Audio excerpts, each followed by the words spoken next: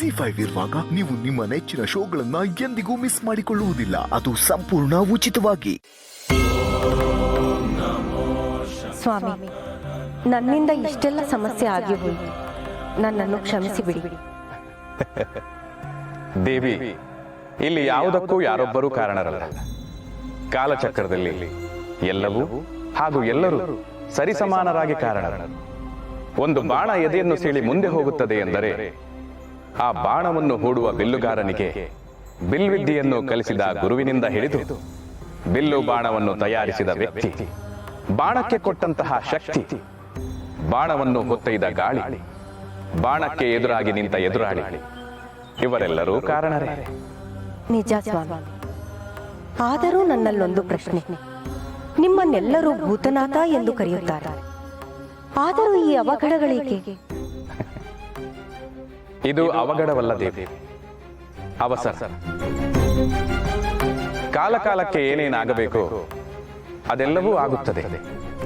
ಆದರೆ ಈ ಮಾನವರು ಅತಿಯಾದ ಆಲೋಚನೆಯಿಂದ, ಆವೇಶದಿಂದ, ಆವೇಗದಿಂದ ಅವಸರಕ್ಕೆ ಬಿದ್ದು ಜೀವನವೇ ಸಾಕು ಎನ್ನುವ ನಿರ್ಧಾರಕ್ಕೆ ಬಂದು ಇರುವ ಸಮಸ್ಯೆ ಸಾವಿನ ನಂತರ ಸರಿ ಹೋಗಬಹುದೆಂದು ತಮ್ಮ ಪ್ರಾಣವನ್ನು ತಾವೇ ಕಳೆದುಕೊಳ್ಳುತ್ತಾರೆ. ಸೃಷ್ಟಿಯ ಆರಾಧಿಸುವುದು ಆತ್ಮಗೌರವವಲ್ಲ. ಕೇಳಿಕೊಂಡು ಹುಟ್ಟುವವರು ಯಾರೂ ಇಲ್ಲದೇವೆ. ಆದರೆ ಸಾವನ್ನು ಕೇಳಿಕೊಳ್ಳುವ ಮೂಢರಿದ್ದಾರೆ. ಸಾವು ಅಷ್ಟು ಸುಲಭವಲ್ಲ. ಅದು ಕ್ಷಣದ್ದೇ ಆಗಿರಲಿ, ಶತಕದ್ದೇ ಆಗಿರಲಿ, ಅದು ಒಂದು ಜೀವದ ಅಂತ್ಯ, ಜೀವನದ ಅಂತ್ಯ. ಸಾವು ಬರುವುದು ಒಂದು ಗಳಿಗೆ ಮಾತ್ರ. ಆದರೆ ಅಂತಹ ಸಾವಿಗೆ 11 ದಿನದ ಅಂತ್ಯಕ್ರಿಯೆ ಎನ್ನುವ ವಿಧಿವಿಧಾನ ಇರುವಾಗ, ಅಷ್ಟು ದೊಡ್ಡ ಜೀವನ ಅಂತ್ಯವಾಗುವಾಗ ಅದಕ್ಕೆ ಅದರದ್ದೇ ಆದ ವಿಧಿವಿಧಾನವಿರುವುದಿಲ್ಲವೇ? ಅದು ನನ್ನ ಅಣತಿಯಿಂದ ಮಾತ್ರ ಸಾಧ್ಯವಾಗಬೇಕು. ಇದೆಲ್ಲವನ್ನೂ ಮೀರಿ ಬಯಸಿ ಬಯಸಿ ಸಾಯುವವರನ್ನು ನಾನು ಎಂದಿಗೂ ಕ್ಷಮಿಸಲಾರೆ. ಅಂತವರು ಆತ್ಮಗಳಾಗಿ ಮುಕ್ತಿ ಇಲ್ಲದೆ ತ್ರಿಶಂಕುವಿನಲ್ಲಿ ಒದ್ದಾಡಬೇಕೇ ಹೊರತು ಅಂತವರಿಗೆ ಮೋಕ್ಷ ಎಂದೆಂದಿಗೂ ಸಿಗದ ಶಾಪ. ಶ್ವಾಸವಿದ್ದರೆ ವಿಶ್ವಾಸ ಖಂಡಿತ ಬರುವುದು. ವಿಶ್ವಾಸ ಬಿಟ್ಟುಕೊಳ್ಳದೆ ಶ್ವಾಸವನ್ನು ಕಳೆದುಕೊಂಡರೆ ಅದು ಜೀವರಾಶಿಗೆ ಮಾಡುವ ಅವಮಾನ.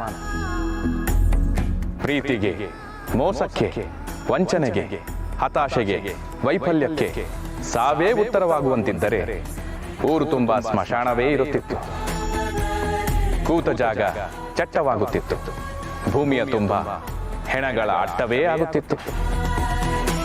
ಕೇವಲ ಪ್ರೀತಿ ಸಿಗಲಿಲ್ಲ, ಪರೀಕ್ಷೆಯಲ್ಲಿ ಉತ್ತೀರ್ಣರಾಗಲಿಲ್ಲ, ಅಂದುಕೊಂಡದ್ದು ನಡೆಯಲಿಲ್ಲ.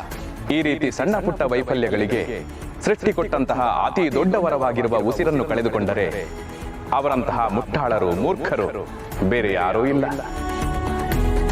ಅವರಿಗೆಲ್ಲ ನನ್ನ ಸಮಯವೂ ಇಲ್ಲ, ಸಂತಾಪವೂ ಇಲ್ಲ. ZEE5 ಆಪ್ ಡೌನ್ಲೋಡ್ ಮಾಡಿ ಎಲ್ಲಾ ಸಂಚಿಕೆಗಳನ್ನು ಸಂಪೂರ್ಣ ಉಚಿತವಾಗಿ ನೋಡಿ.